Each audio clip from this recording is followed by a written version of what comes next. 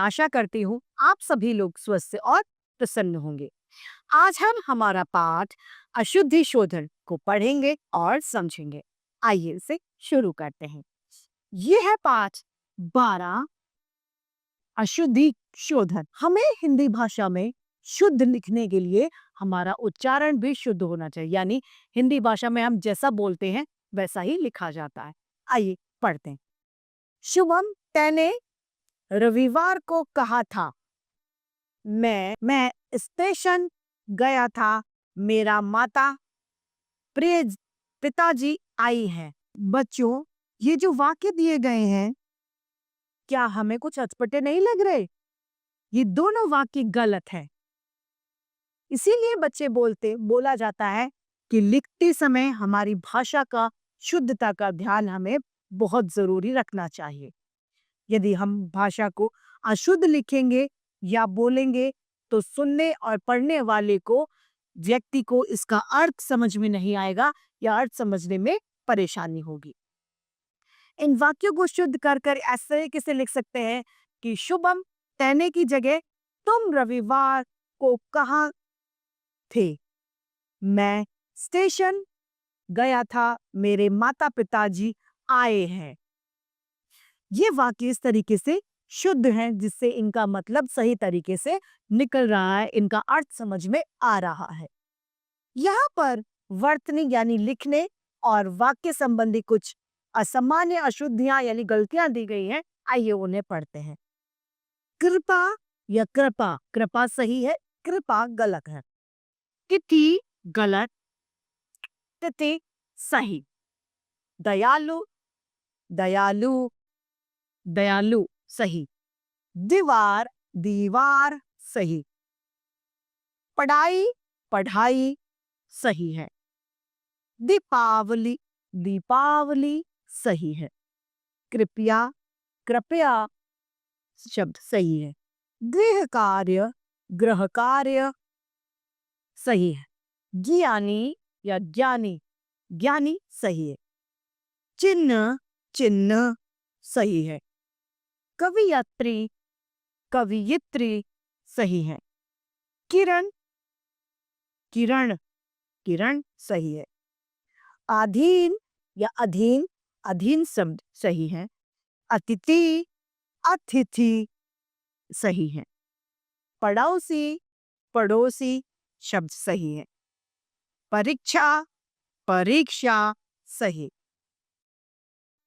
पोशाक, पोशाक सही। प्रसाद, प्रसाद, प्रसाद, प्रसाद सही। सेव या सेब, सेब सही है। इसी तरीके से बारात, बारात, बारात शब्द सही है।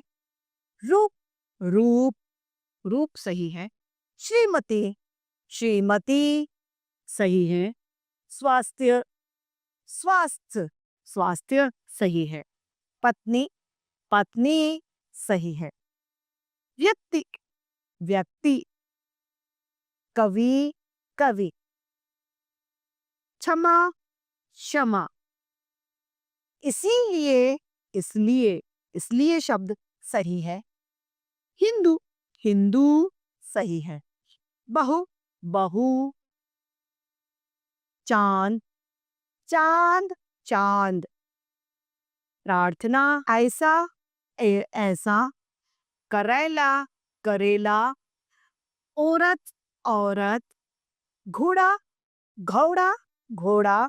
और दादी, दादी। ये शब्द सही है और ये गलत। यानी हिंदी में हमें सही लिखने के लिए सही बोलना भी जरूरी है। आइए यहाँ पर अशुद्ध और अशुद्ध वाक्यों को भी पढ़ते हैं। श्यामा ट्यूशन को जा रही है, गलत है। श्यामा ट्यूशन जा रही है, सही है। यह भले आदमी है, ये भले आदमी हैं, सही है। सीमा चौथा कक्षा में पढ़ती है, सीमा चौथी कक्षा में पढ़ती है, कक्षा स्त्रीलिंग है। रसगुल्ले बड़े सुंदर थे, रसगुल्ले बहुत स्वादिष्ट थे। बंदर, पेड़ में बैठा है, नहीं, बंदर पेड़ पर बैठा है, ऊपर बैठा है। यह कपड़ा की दुकान है, ये कपड़े की दुकान है।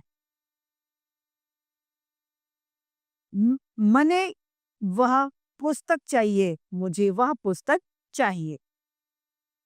कोई अंदर मत आए, कोई अंदर न जा आए।